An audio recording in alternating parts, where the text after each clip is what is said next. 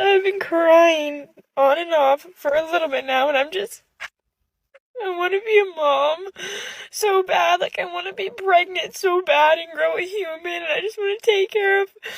I just want to be a mom so bad. And I just wish I could be one right now. She chased success. She chased healing. Now she's chasing time. In today's world, many women are waking up past the age of 35 and asking a hard question. Where did all the good men go? They didn't disappear. They just stopped looking their way. This isn't judgment. This is a breakdown of what happens when ideology collides with biology, when social narratives crash against reality. I'm 31 and I've chosen to remain single at the moment, and my dad questioned me the other day. He said, "Don't you think that the older that you're getting a little too picky?" I paused. That was a valid question, and so I answered thoughtfully. I have standards, and they're not high standards. I wouldn't even call them that. They're just my standards. I don't think I'm asking for something from a man that I can't give myself. I've spent years in therapy trying to become a better person, journaling, reading books, listening to podcasts, and I expect the same of my partner, someone that is emotionally intelligent and self-aware enough to do work on themselves. I'm not asking for something I'm not giving. I have taken so many years to get an education, to build a career for myself, and I am at a disadvantage in comparison to a man. I am more of a minority than a man is. So if you start off with the upper hand, to me, there should be no excuse as to why you can at least meet me where I am financially. I don't think I'm asking for something I'm not willing to give. There are so many things I can go on and on about. I don't think I'm picky. I think at the age of 31, I have gone through my trials and tribulations enough to know myself, to be confident in who I am, what I bring into someone else's life. And I just want them to be able to meet me where I am, if not better, because that way they inspire me to be better. And I don't expect a flawless person because I am not a flawless person. And that makes me happy. It's not like a defect of mine. In their 20s, many women are at their peak desirability. Attention is abundant, DMs are full, compliments are free, and the world says, you have time. So they invest in themselves. Degrees, therapy, travel, journaling, podcasts, personal growth, all good things. But while they're building themselves, the men who once admired them are choosing elsewhere. The illusion was this, that the same attention would always be there, that men would always line up, that youth, beauty, and fertility didn't have a timer. They do, and no one told them. Let's talk about standards. Having standards is smart, but standards require leverage. The higher the standards, the stronger the leverage needed. Many women say, I want a man who's financially equal, emotionally intelligent, self-aware, educated, good-looking, ambitious, but they wait to look for him at 35 plus, when their own leverage has already started to decline in the dating market.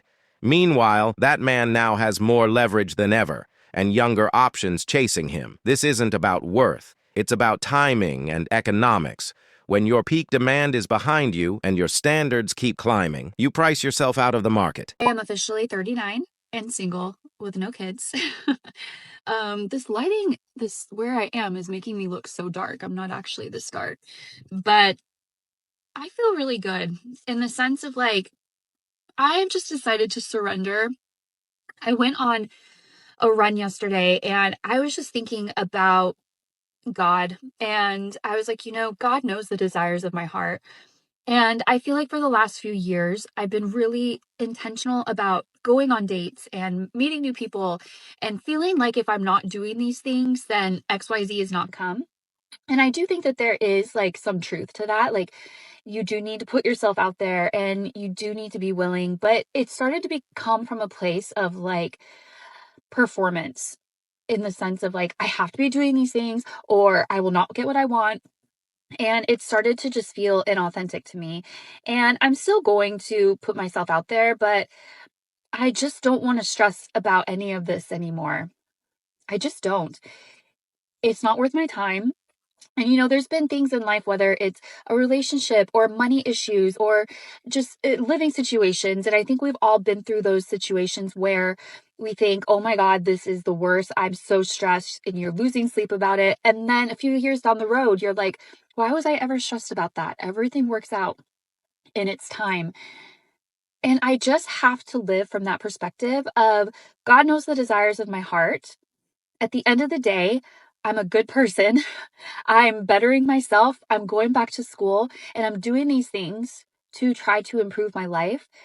And what happens is going to happen, but I can't live my life feeling stressed that I'm not going to hit these particular landmarks. And it feels like a good place to be for me right now. Now we see a shift. The boss babes are tired. The strong, independent woman branding is being quietly replaced. Now it's soft life. Femininity. I want a provider. But where were these messages 10 years ago? The problem isn't the shift, it's the timing. Many women are trying to rebrand after the party's over, when their value in the eyes of high-value men has already diminished. It's like showing up to a job interview at 10 p.m.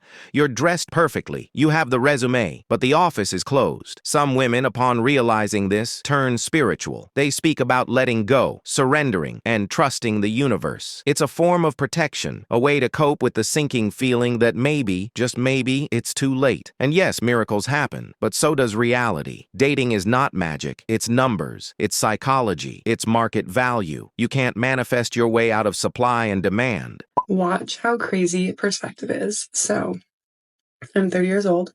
I'm single. I live at home. I just spent the last year running around trying to figure out stuff, and I'm back at home. My job is hard. All my friends are getting married and engaged, and I'm not. Life just every day feels the same somehow, sometimes. And sometimes I'm like, what the heck am I doing? Or I am 30 years old, you guys, and I live at home because I just spent the last year traveling around and doing whatever I wanted, meeting so many people, having so much flexibility, and now I get to live at home and try and save to buy my own place and spend this quality time with my family that I'll never have again.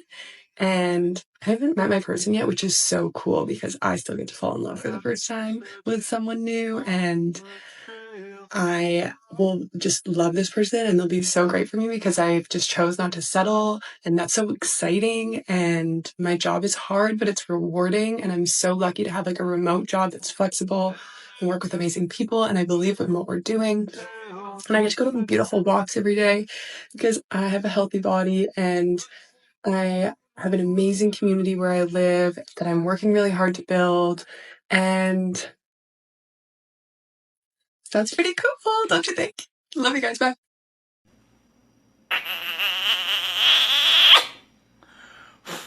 There's another piece no one talks about. Men have evolved. They've watched the dating game shift. They've been ghosted, rejected, told to level up, so they did. But not in the way women expected. Men stopped chasing. They focused on themselves. They embraced solitude, gym time, businesses, and brotherhood. They became selective, not desperate. Now, at 35 or 40, they can attract 25-year-olds. They have status, income, options. And ironically, the very women who once overlooked them now ask where all the good men have gone. They didn't go anywhere. They just upgraded. Modern society told women, you can have it all. Career, travel, fun, success, and later, the husband, the kids, the dream life. But having it all is a myth when it's not balanced with timing. Men want youth, fertility, support, not a resume. And while women were told to delay marriage and motherhood, their biological window quietly closed. No one warned them. Now, many are waking up in empty apartments, frozen eggs in storage, wondering what went wrong. They don't always say it, but you can feel it in the shaky voice,